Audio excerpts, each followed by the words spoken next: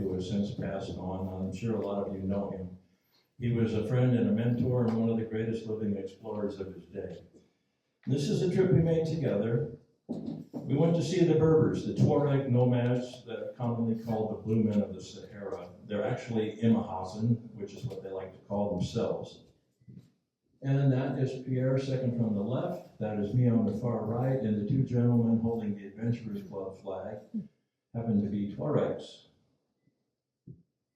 Now we're going into Mali, West Africa, and for those of you who are geographically challenged, it is a landlocked country. I'm looking for my pointer, give me 1 second here. We flew into the capital city of Bamako, which is right there, and we followed the Niger River up through the Bandiagara escarpment. We stopped to see the Dogon people, but that'll be a program another time. We're going into the southern Sahara, right around in here. Now, we began this journey in Timbuktu, a place that was once thought to be the most remote city on earth if it existed at all. And I'm still asked sometimes if there is a Timbuktu. Well, it's a city made entirely of mud, but you might notice satellite dishes and TV antennas. There's a cold east to west wind called the Harmattan that blows nonstop through the Sahara. And if Timbuktu were unoccupied for a handful of days, it would be consumed by the desert. And one of the places we're going shortly, that's what happens, as you'll see. Anyway, when I finally got to Timbuktu, here we go. My main course there was to see the libraries. When I arrived there were more than 60 libraries in Timbuktu holding 400,000 manuscripts. Since then, I don't know if any of you are familiar with Hidden Compass magazine. I wrote a feature article about smuggling out manuscripts from the Timbuktu library to bury them in the desert before Al-Qaeda could destroy them. And I was heavily involved in that journey. I have manuscripts at my home that I hope I can return one day. Right now, I can't go back to Timbuktu because of Al-Qaeda, and not only that, the Wagner group from Russia is also in that area now. But while I was in Timbuktu, I visited the homes of the great explorers. This is Rene Cailly lived here, the Frenchman who claimed to be the first outsider European to actually discover Timbuktu. But when he returned home to France, he had no physical evidence, so he was discounted by the press. People ridiculed him, and he died in obscurity. This is the home of Major Gordon Laing, L-A-I-N-G. He was an officer in the British Army, and we know he made it to Timbuktu about 1826, I think it was, because a postcard reached his wife back in England saying, "I'm here in Timbuktu, and I fear for my life because I think the Tuaregs are going to kill me." Well, 2 weeks later, they lured him into the desert and they killed him. There's always been a heavy Jewish presence in West Africa. Until the turn of the 20th century, there was this resident rabbi in Timbuktu. I don't recall his name now. But the people are primarily Muslim, and I was very surprised to see there's no muezzins who go up into the tower and then minarets and sing the call to prayer. It is all done on tape by timers set like this. But I was only passing through Timbuktu. My destination was 150 miles north into the Sahara, and this is our vehicle going. Besides Pierre and myself, I traveled with two Tuaregs, and hour after hour, this is what the scenery looks like in the southern Sahara. There are no roads there to this day. But 150 miles north of Timbuktu is the village of Erewhon. This little village predates Timbuktu by at least a century. It was a Foreign Legion outpost when Mali was a French colony. When the French left about 1860, 64, somewhere in there, the Legion moved out, and the Blue Men moved in. And those are the people I went to see.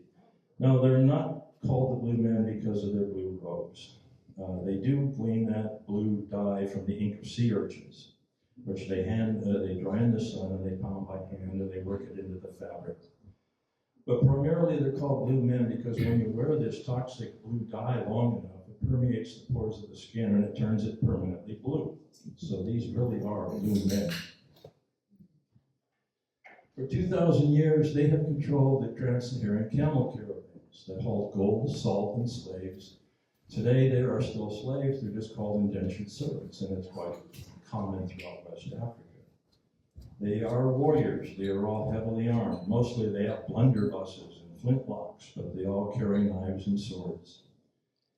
And while I was there, I was fortunate enough to run into a massive camel caravan. It was over 600 camels that I got to travel with them for 3 days. So how do you sustain such a big caravan in the middle of nowhere? Well, thanks to UNESCO, there are wells about every 100 miles through the Sahara. Believe it or not, there's enough water table under the Sahara to turn it into a garden if you can reach it, but it's 300 to 400 feet deep. So UNESCO drilled these wells, and as you can see, what they do is they throw a goatskin bag down in there. They hook the rope up to the camel, and they let him pull the water out. And this was traveling with a caravan hauling salt. Salt is still money in West Africa and also in East Africa. In fact, there's more salt being produced and hauled by camels in the east than there is in the west. But every night, they would bed down long before it got dark, and we would have to unload them. We would hobble their legs so they couldn't wander off in the middle of the night. And these slabs, they're about 200 pounds each. So you can see there's 2 on each side of the camel plus smaller gear on top. These animals are holding about 800 to 900 pounds of salt. On top of that, they will drink water once every 2 weeks, and when they do, they'll consume 100 gallons. They don't store water in their tummy, which is commonly believed, because that is fat that they use. They will burn that fat if there's no food. Now, when there's absolutely nothing to eat, they'll eat thorns and rocks to fill their stomach. They have a nictitating membrane over their eyes so they can see in a sandstorm. The pads on their feet are like Vibram soles when they're on rocks, but they soften and they spread out when they're on sand. This makes them the perfect work animal. They can stand temperatures up to 130 degrees. And so this is one of the drovers that I was traveling with out in the middle of the desert. And at night, we would make a small fire and everyone would sit around telling stories. They spoke in their native language at Tamashek. A lot of them also spoke French, which I do not, but my travel companion Pierre was fluent in French, so we had pretty good conversations. These guys would tell ancient stories about battles won and lost and women they loved, and it was fantastic documenting all of this stuff, which has made its way into 2 of my books. But the main purpose there was we wanted to ride with the Blue Men as Blue Men. We wanted to live as they did, so they were actually quite pleased that we were interested in joining their society like this. So they gave me their own clothes, they gave me a camel, and we spent the next 3 weeks riding from Erewhon, which is 150 miles north of Timbuktu. We made a wide half-arc circle, visiting as many nomadic camps as we could along the way, just to see how the people live in the desert. Sometimes it would be a very simple little windbreak like this. There's the whole family living in there.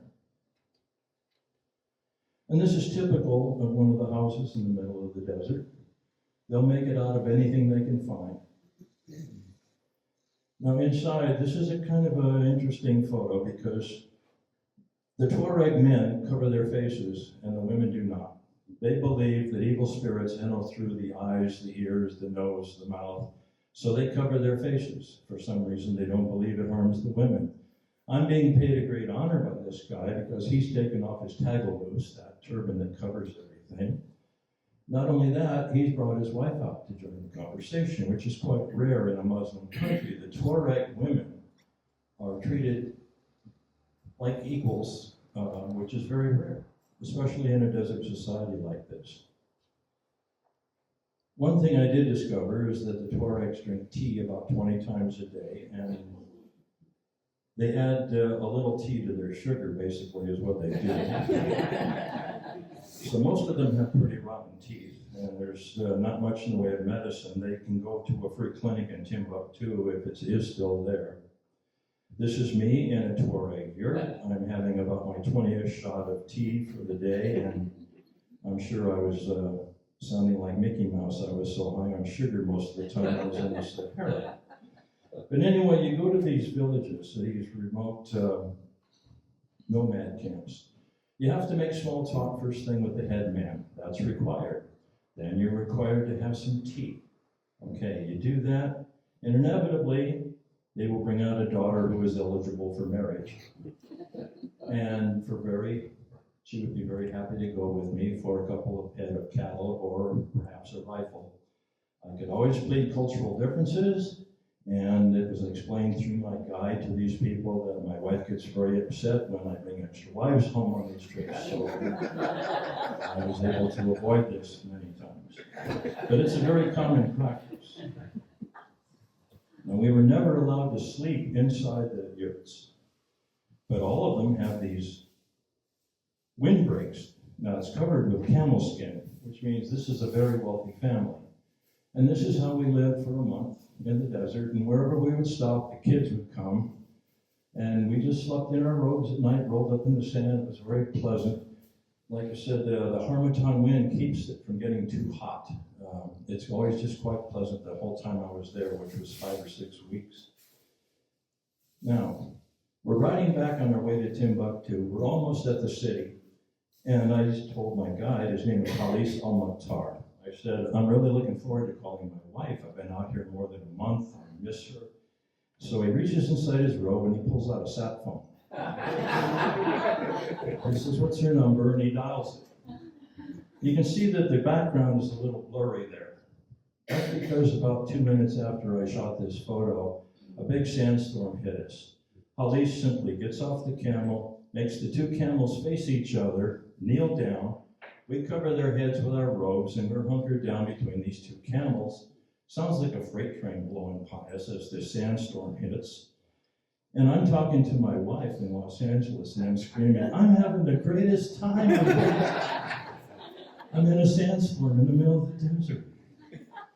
So anyway, from here, once the sand blew past us, we're almost back at the outskirts of Timbuktu. And I see this guy raising a big telephoto lens to photograph us. Now we're riding 4 abreast, all of us in our robes, our tagalmooses, 4 camels. And this guy has got 2 cameras around his neck. He looks like an ad for REI. He's raising this big lens at me, and I've never done anything like this, but I raised up on my camel and I said, no photo, kadu, kadu. Okay, you want my photo, you gotta pay for it. Well, the guy pulls out a bill, and he walks up to me, and he hands it to me. So I'm running with this, and my guys now, they're giggling like crazy. They know what's going on. I take the guy's money. I make a big show of examining it. I snap the bill. I hold it up to the sunlight. I tasted it. I tucked it inside my robes, and I said, okay, photo. The guy snaps away. And we ride into Timbuktu, and by now the Tuaregs are laughing hysterically at this. And this poor guy who thought he just got this National Geographic photo of 4 lords of the desert is never going to know what he got was 2 aging white guys from LA. So that's an abbreviated version of my trip to the city. Now, we're going to go on an extremely arduous expedition, which was a flag expedition number 101 for the Explorers Club. And Irene was with me on this. And I want to point out she's very proud of the fact that she's about 60 pounds lighter these days. So anyway, we carried the flag of the Adventurers Club. Now this expedition was led by this lady. Her name is Dr. Rosalie Lopez, and she is a senior scientist with the Jet Propulsion Laboratory in Pasadena, and she invited us to go. There were 3 other planetary scientists on this trip. I went as a journalist. This fellow, member of the Adventurers Club, and Irene joined us. So there were 7 of us all together.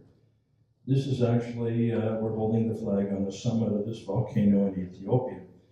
Now, Dr. Lopez is a volcanologist.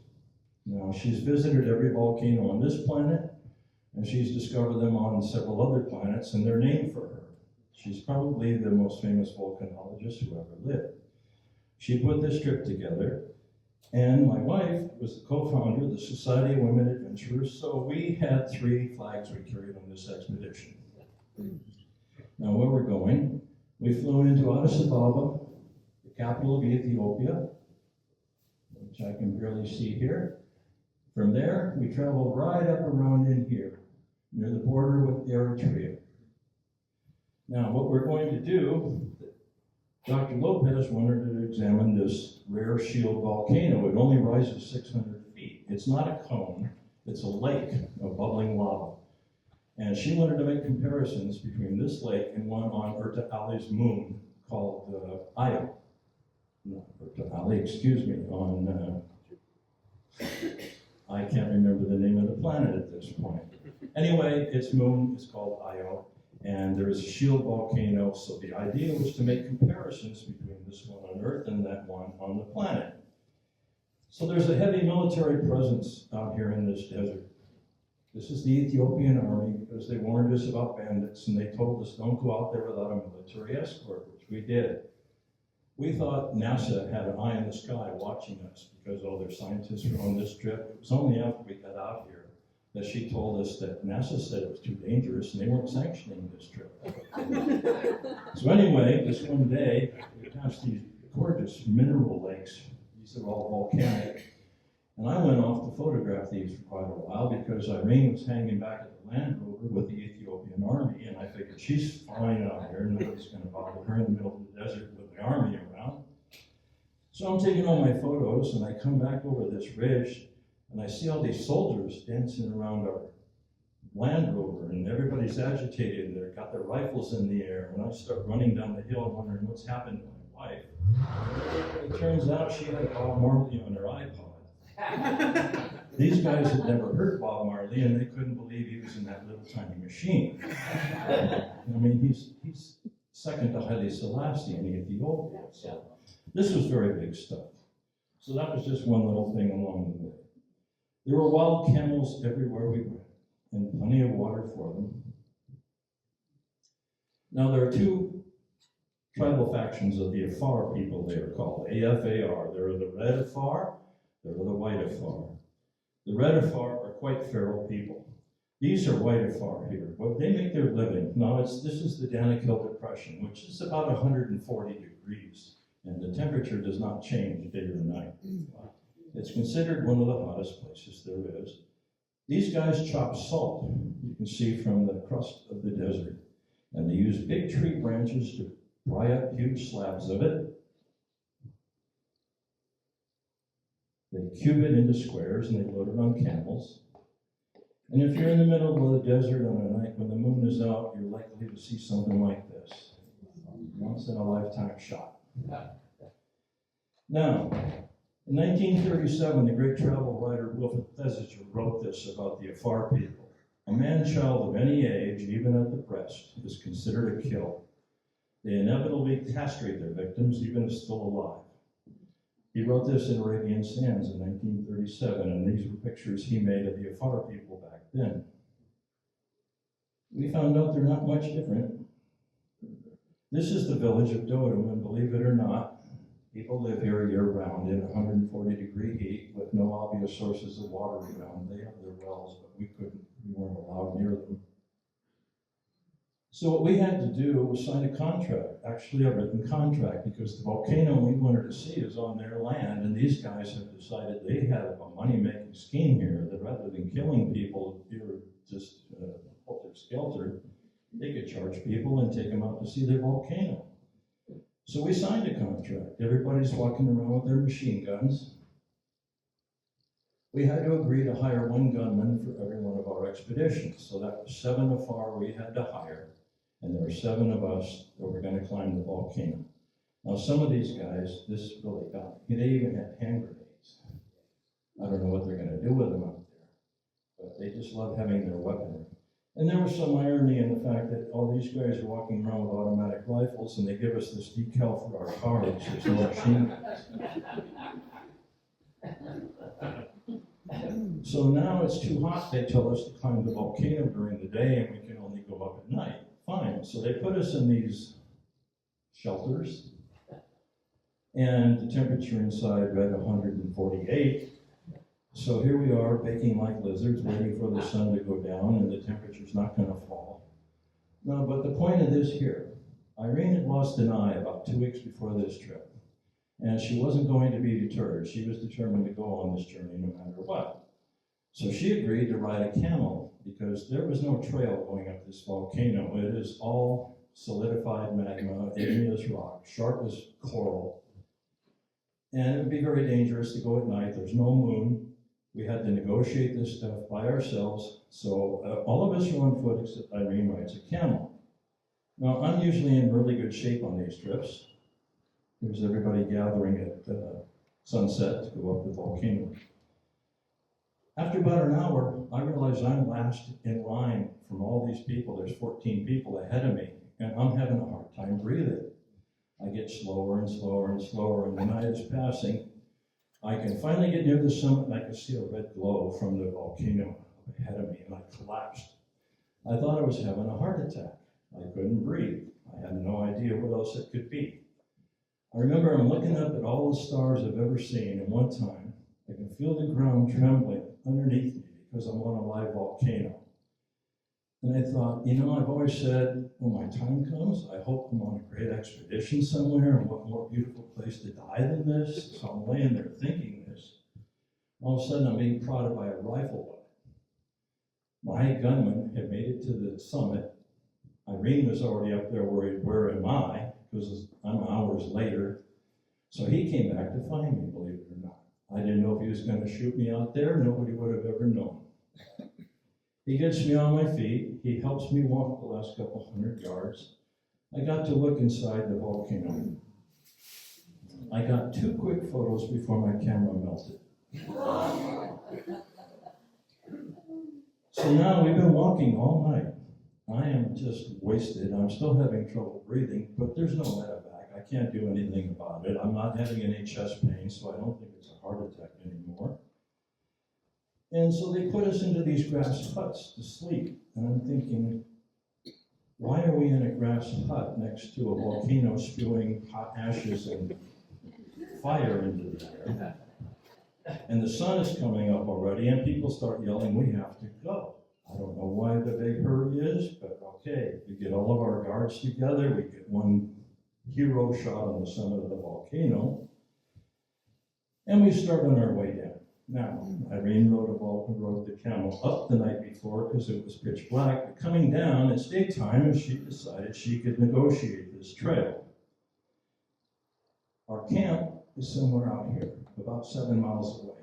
Okay, no big deal. We're walking along, and all of a sudden there's 2 gunshots, and a bullet zips by our head. So she and I dive for cover, shred our skin on this volcanic rock, and we're laying there waiting, and after a few minutes, our gunman stands up, and he's looking around, and he motions for us to get up and get moving. So, okay, we stand up, Irene falls over. My first thought is she's been shot. Now, it turns out her foot had been caught in a crevasse, and she's twisted her ankle so badly she couldn't walk. So at this point, the camel drover was coming down off the summit of the volcano, and I flagged him down. He wanted an exorbitant amount of money, which I promised him when we get back to camp. So we got her on top of the camel, smacked it on the rear, and sent her down the volcano because we didn't know who was shooting at us or why. Back at camp, tending to her ankle, duct tape to the rescue. Never go on an expedition without duct tape. And it turned out that the Explorers Club dinner in New York was the following week.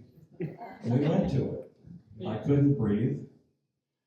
She's hurting on her, can't walk on her, she was in a boot. So we went to this dinner, and I barely got through it. I couldn't climb a flight of stairs. So when we went home, I finally went to see a doctor. It turned out Irene had a spiral fracture of the fibula. I had deep vein thrombosis. My lungs were full of blood clots. So I never should have made it off the volcano. Anyway, that's just the way things were. But the story didn't end there. It ended about 2 months later when an article appeared in the Wall Street Journal. This is the flag of the Afar Democratic National Front, the same people who took us up that volcano. It turns out that 7 other trekkers had spent the night on the summit of that volcano, same huts we were in. The Afar dragged them out in the middle of the night and executed 6 of them. They turned the 6th guy loose in the desert near a road where he would be found, and with a warning, don't come back to our land. So who knows? Who knows why they honored their contract with us and took us up the volcano? Why did they kill the other people? We'll never know. But the point is, if you're going to do extreme exploration, you have to be prepared for such things. So we're going to switch gears a little bit at this point, and I will take you into the western Tanzania of East Africa in an area called the Manyara Highlands.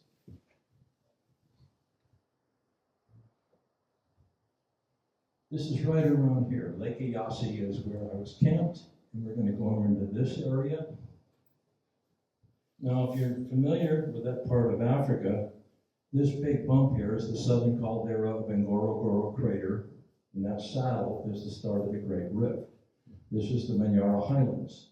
And I went there to see the Hadza, or the Hadzabe people, which are considered the last true hunter-gatherers on the African continent.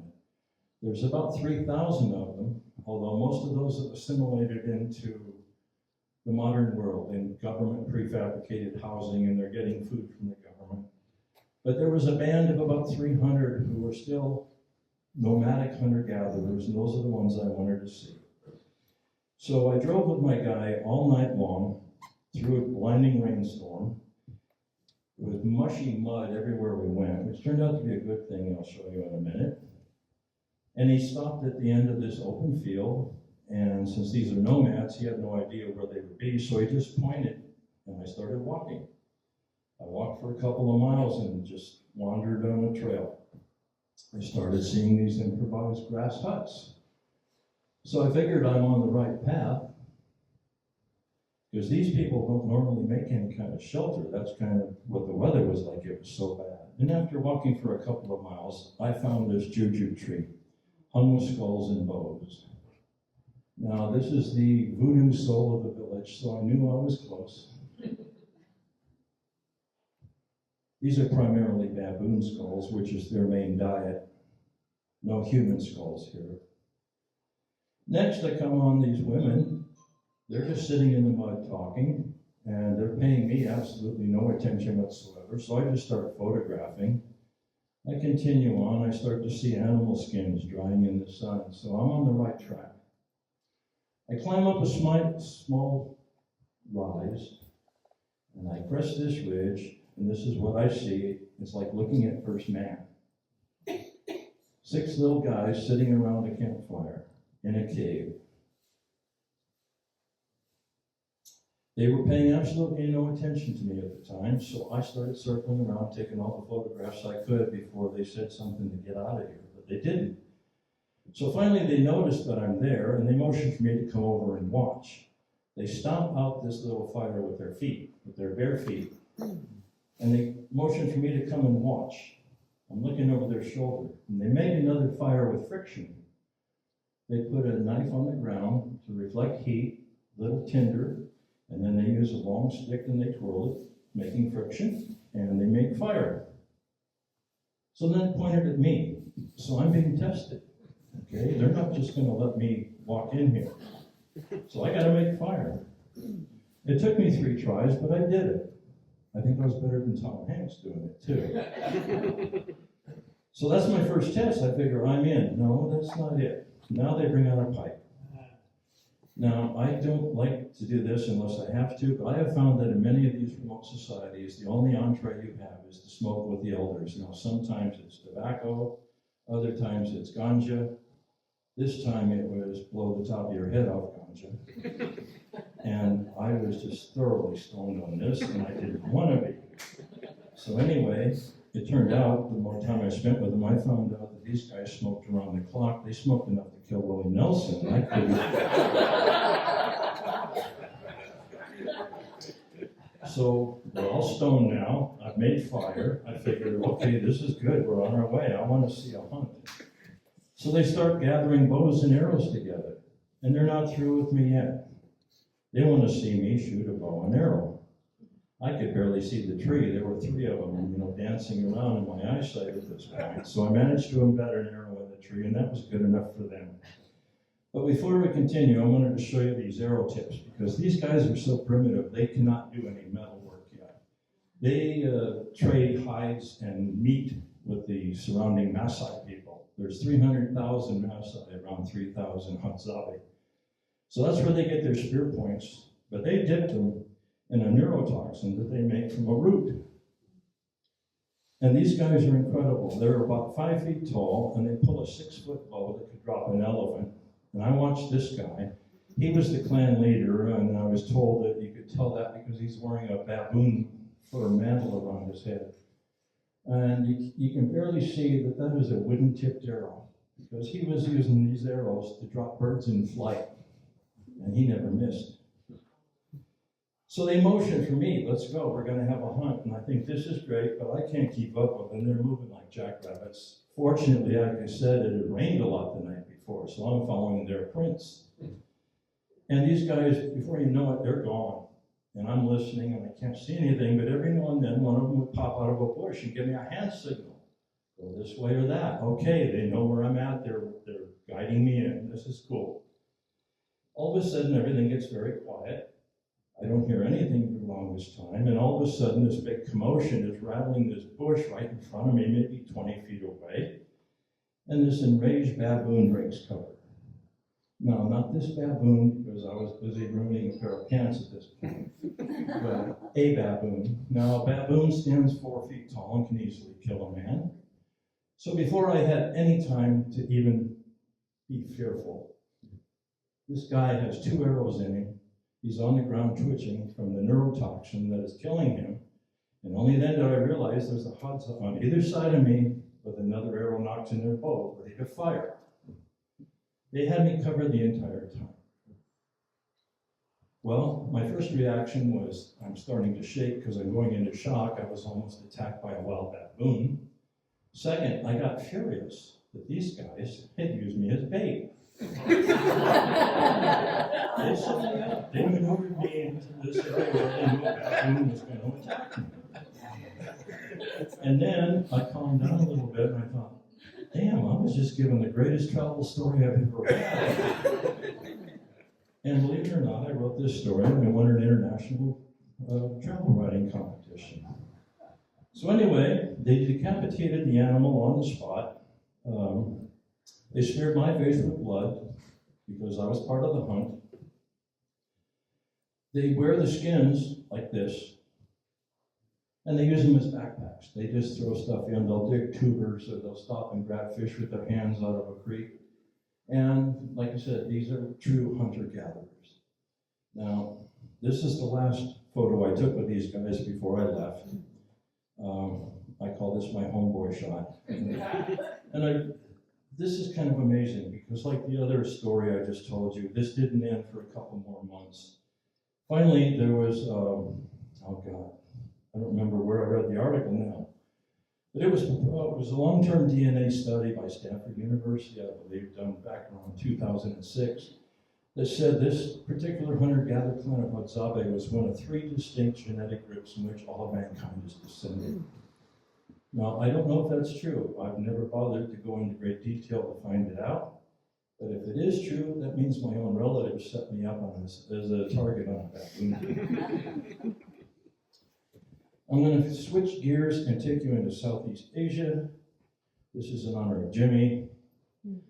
Cambodian self-help demining Siem Reap, Cambodia. We're going right up into here. Now, the gentleman on the left in the fatigues is named Bill Morse. He was a very successful businessman in Palm Springs. His wife, Jill, was a school teacher. Bill went to Cambodia on a vacation, and he met the guy on the right, Akira, a Khmer national who was blowing up landmines for a living. Bill was fascinated. He went back and forth a few times, ended up selling his business, selling his home. His wife quit her job. Both of them moved to Cambodia. They've both been over there about 12 years now. Aki runs operations in the field, the only all Khmer demining operation in the country, and Bill is the administrator. Now, this is Akira. We don't know how old he was there, but this is after the Khmer Rouge snatched him from his village as a little tot. He was trained to lay landmines. After a few years, the Vietnamese invaded. He was captured during the firefight by the Vietnamese army, conscripted into it, and they made him lay landmines. About a year later, around 1975, the Vietnamese withdrew from Cambodia. He was drafted into the Khmer Army.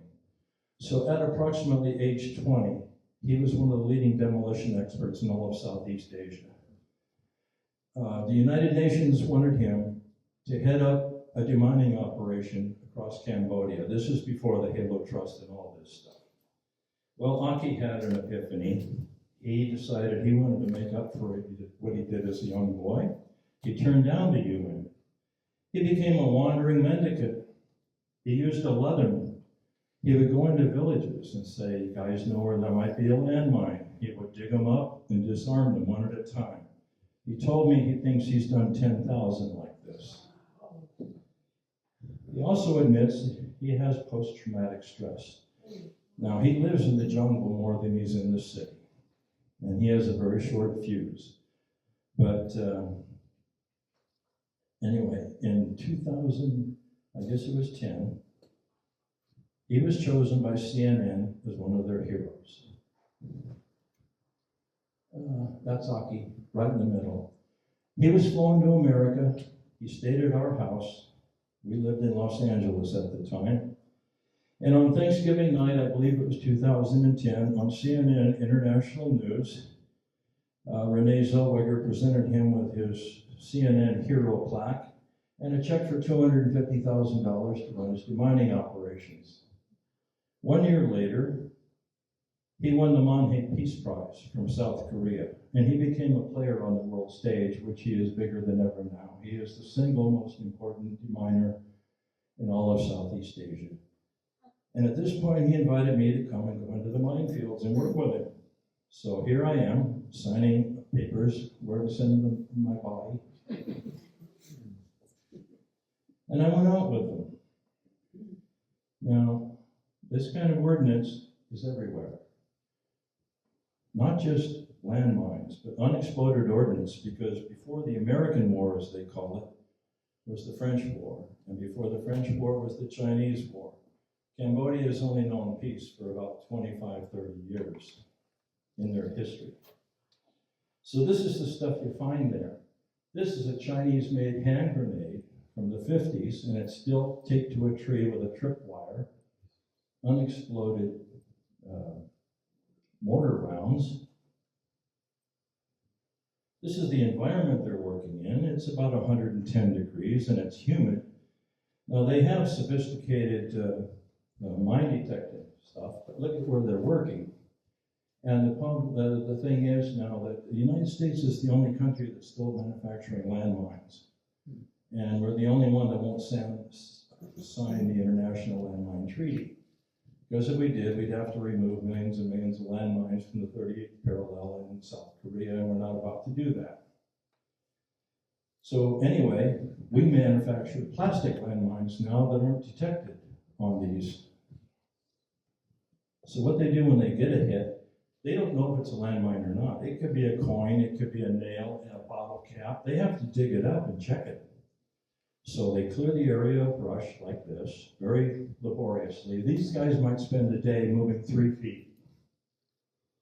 Once the brush is cleared, they have to probe with a knife. They go in at a slight angle with a long knife until they hit metal. Then they can find it and dig it up by hand. Because if they go in from the top, it only takes 10 pounds of pressure to detonate it, and that's about the same as you pressing a doorbell. So here's Aki showing me a landmine. This is a Chinese-made anti-personnel mine, which we blew up. There's a company here in California, I'm not going to name it, but they collect unexploded ordnance all around the world, and they make it into reconstituted TNT, which is what you see here.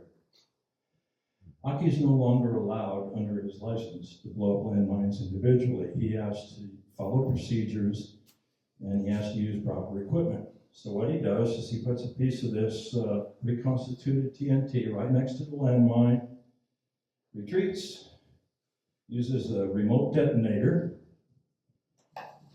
And here's the results.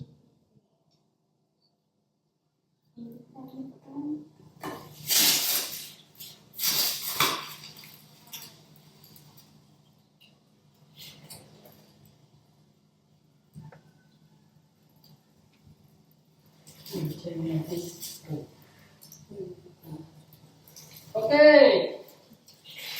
Stand by. 1, 2, 3. Finding out.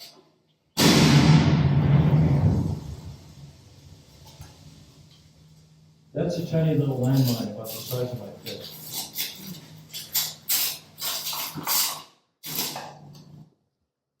Now, when I went out in the field with these guys, they had just caught this tree snake, and this young girl, who was also second in command of the demining team that day, she found a young heron, and we got a little river water and some wild onions, and that was our meal for the next 3 days. They live off the land, they kill whatever they can, they don't take any food with them, they sleep in hammocks at night so snakes can't get to them. And about half of the deminers in Cambodia now, at least with the Cambodian self-help demining, are young girls, because they're making 4 times the annual wage doing this, and they are treated like rock stars when they go into town. These are national heroes that are doing this. So they're in great demand, and they're highly honored. And this is me with Aki and Bill out in the minefields wearing our totally useless armor in case you blow up a mine that is not going to do anything. And at the time, this was the entire demining team that I was working with. They now keep 7 teams in the field at all different times. That is how many deminers they have working. Now that's the last image I have for tonight, but I hope you guys have a lot of questions because I enjoy talking with you as much as talking at you. And I like to wind up a little bit early on some of my programs so I can get a lot of questions from you guys. So please let them go. And if you're interested, I've got 3 books for sale out and back. I'll be happy to sell you and sign them. But in the meantime, questions, please.